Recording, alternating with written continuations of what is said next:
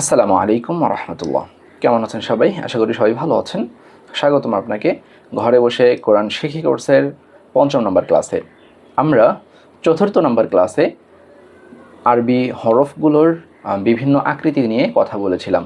অর্থাৎ আরবি হরফগুলো শব্দের শুরুতে আসলে, শব্দের মাঝে আসলে এবং শব্দের শেষে আসলে আরবি হরফগুলোর আকৃতি কেমন হয়, আরবি হরফগুলোর মাথা দেখতে কেমন হয় সেই আলোচনা করেছিলাম। আমরা গত ক্লাসে ১৩টি হরফের মাথা নিয়ে, ১৩টি হরফের বিভিন্ন আকৃতি নিয়ে কথা বলেছিলাম। আমরা ৫ম নম্বর ক্লাসে বাকি ১৬টি হরফের আকৃতি নিয়ে কথা বলবো ইনশাআল্লাহ। শুরুতেই আপনারা দেখতে পাচ্ছেন যে যেই বর্ণটি রয়েছে, যেই হরফটি রয়েছে, এই হরফটির নাম হলো সদ। সদ যখন শব্দের শুরুতে আসবে, সদের মাথা তখন দেখতে ঠিক এরূপ দেখাবে। অর্থাৎ সদের মাথা এরূপ দেখাবে। শব্দের মাঝখানে আসলে এরূপ দেখাবে, আর শব্দের শেষে আসলে সদ এর মাথা এভাবে দেখাবে।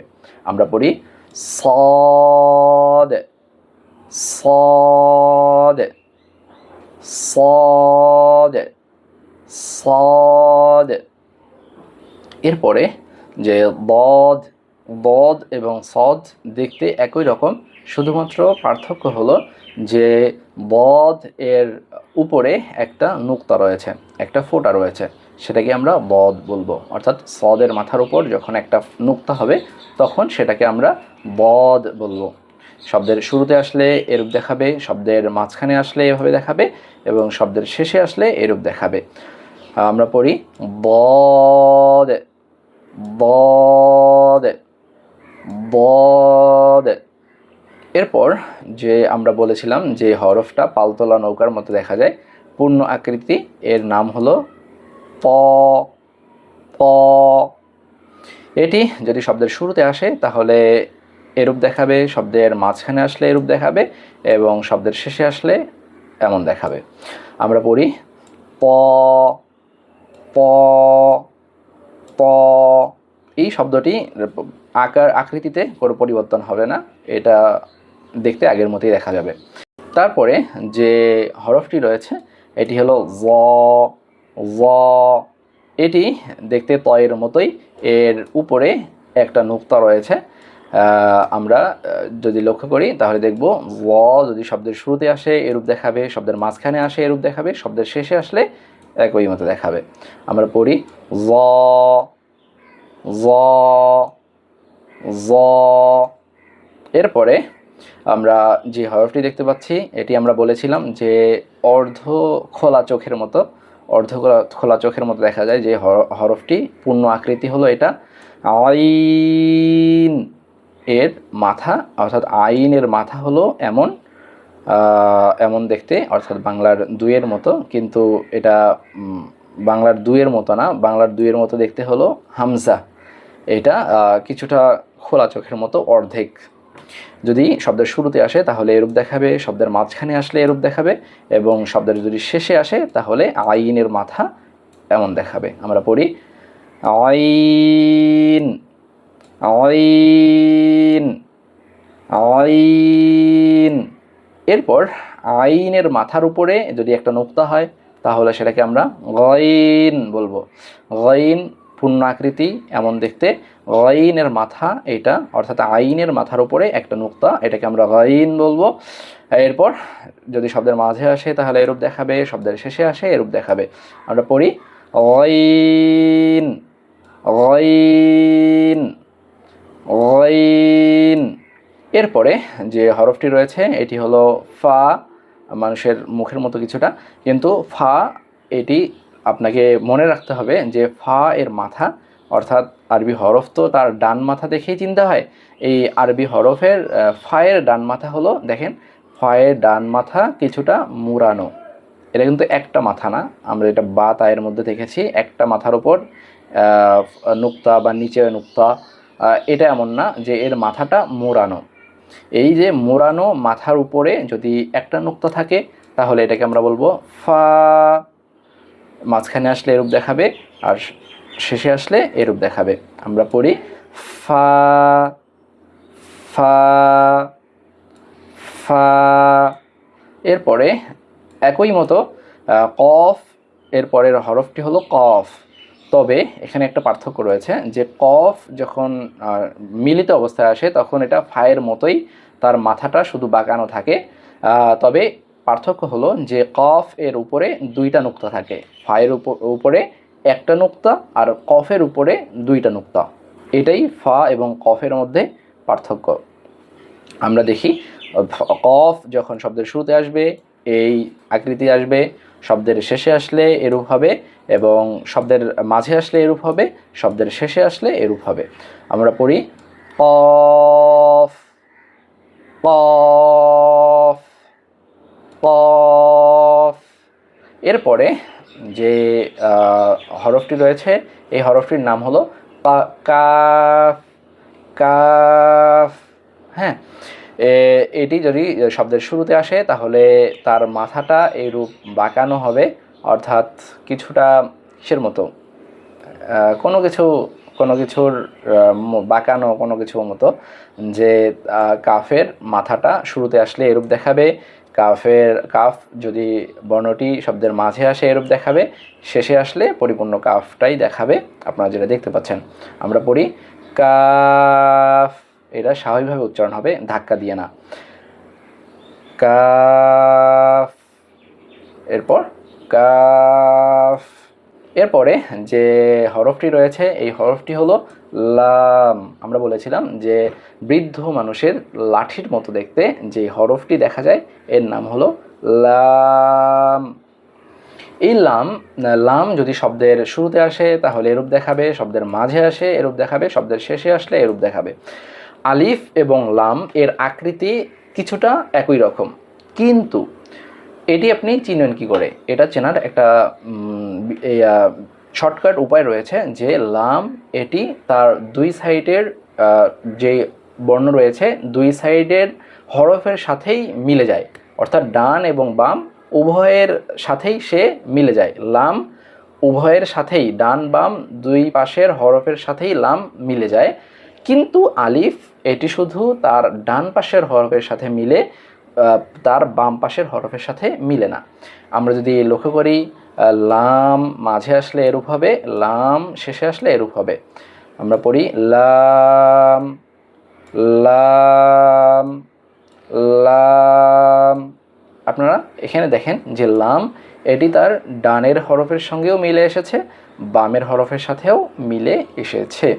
সুতরাং আমরা এটা স্মরণ রাখবো যে আলিফ এটি শুধু তার ডান দিকের হরফের সাথে মিলে আসে, আর লাম এটি ডান বাম উভয়ের দিকের হরফের সঙ্গেই মিলে আসবে।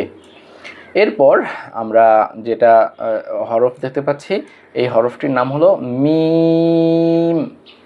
আমরা বলছিলাম যে এই হরফটা দেখতে কিছুটা বৃদ্ধ মানুষের মতো, যখন মানুষের বয়স অনেক হয়ে যায়, পিঠ বাঁকা হয়ে যায়, তখন যেমন মাথা হেলে হেলে চলে, এই হরফটাকে দেখে ঠিক তেমনই মনে হয়।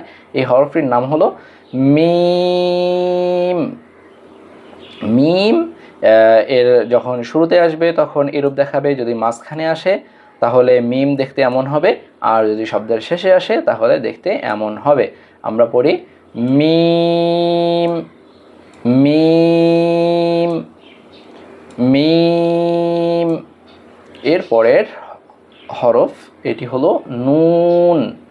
এটি আপনারা দেখতে পাচ্ছেন যে নুনের মাথা যদি আমরা লক্ষ্য করি তাহলে দেখবেন যে এক দাঁতের উপর একটা নুক্তা, এক দাঁতের উপর একটা নুক্তা যদি থাকে, একটা ফোঁটা থাকে, তাহলে এটাকে আমরা নুন বলবো, এটাকে আমরা নুন বলবো। নুন যদি শব্দের শুরুতে আসে এরূপ দেখাবে, শব্দের মাঝে আসলে এরূপ দেখাবে, এবং শব্দের শেষে আসলে এরূপ দেখাবে। আমরা পড়ি নুন নুন নুন।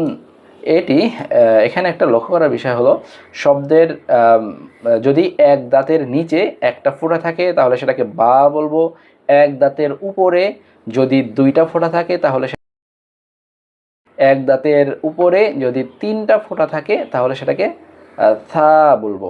তবে যদি এক দাঁতের উপরে একটা নুক্তা থাকে তাহলে সেটাকে আমরা বলবো নুন।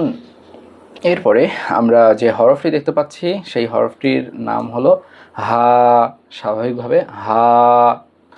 এটি যদি শব্দের শুরুতে আসে তাহলে দেখতে এমন দেখাবে, শব্দের মাঝখানে আসলে এটা এমন দেখাবে, এবং যদি শব্দের শেষে আসে তাহলে এমন দেখাবে।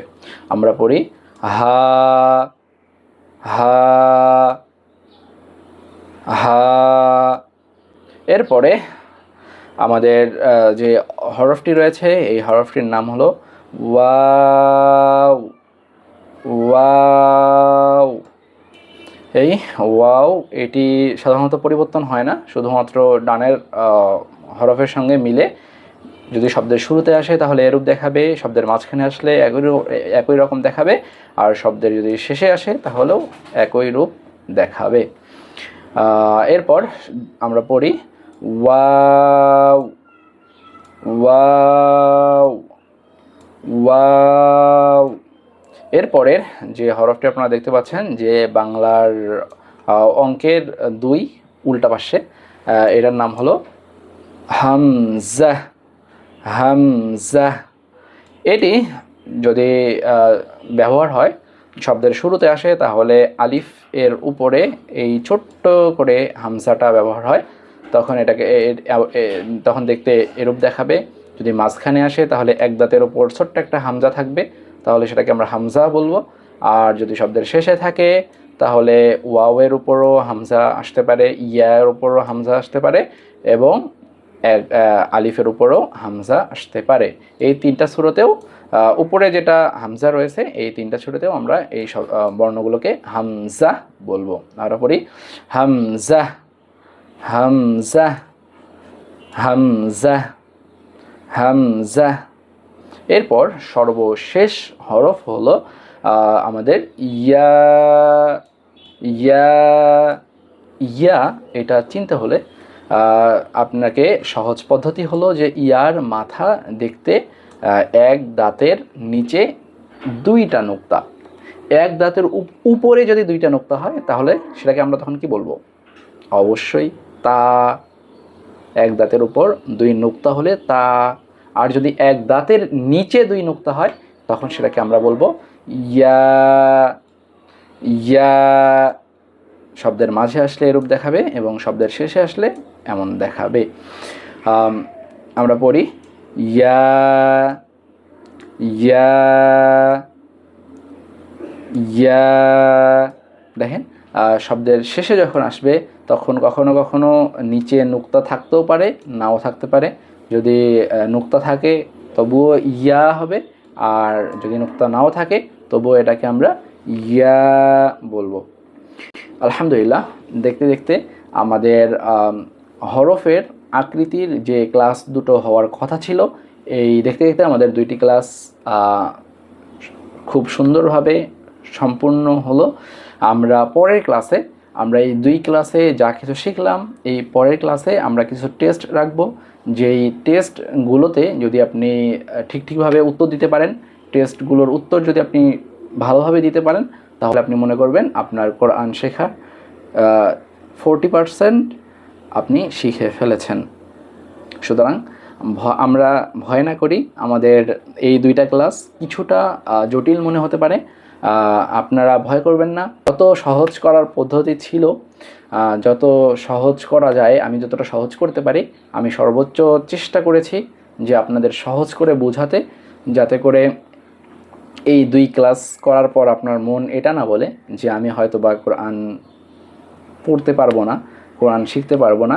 কারণ আমি দেখেছি যে অনলাইনে যতগুলো কোরআন শেখার কোর্স রয়েছে বেশিরভাগ কোর্সের থেকেই এই ক্লাসগুলো অর্থাৎ মুরাক্কাব যেই ক্লাসগুলোতে আলোচনা করা হয় এই ক্লাসগুলোর পর থেকে নিয়ে মানুষ অনেক কমতে শুরু করে। কারণ এই ক্লাসগুলো অতটা মানুষের বুঝে আসে না, তাই মনে করে যে হয়তোবা আমার দ্বারাই হবে না, এগুলো অন্য কোনো মানুষের জন্য বানানো হয়েছে। এরূপ আপনার ঘাবড়ানোর কোনো কারণ নাই। আপনি এই 2টা ক্লাস মনোযোগ দিয়ে করেন এবং পরের যে আমরা টেস্টটা রাখবো এই টেস্টটা আপনি পূরণ করেন, এই পরীক্ষা আপনি দেন, তাহলে আপনি এটা মনে করতে পারেন যে কোরআন মাজিদের 40% আপনি শিখেছেন। তো আজ এ পর্যন্তই, দেখা হচ্ছে আমাদের পরবর্তী ক্লাসে। সবাই ভালো থাকবেন, আমাদের জন্য দোয়া করবেন। আসসালামু আলাইকুম ওয়া রাহমাতুল্লাহ।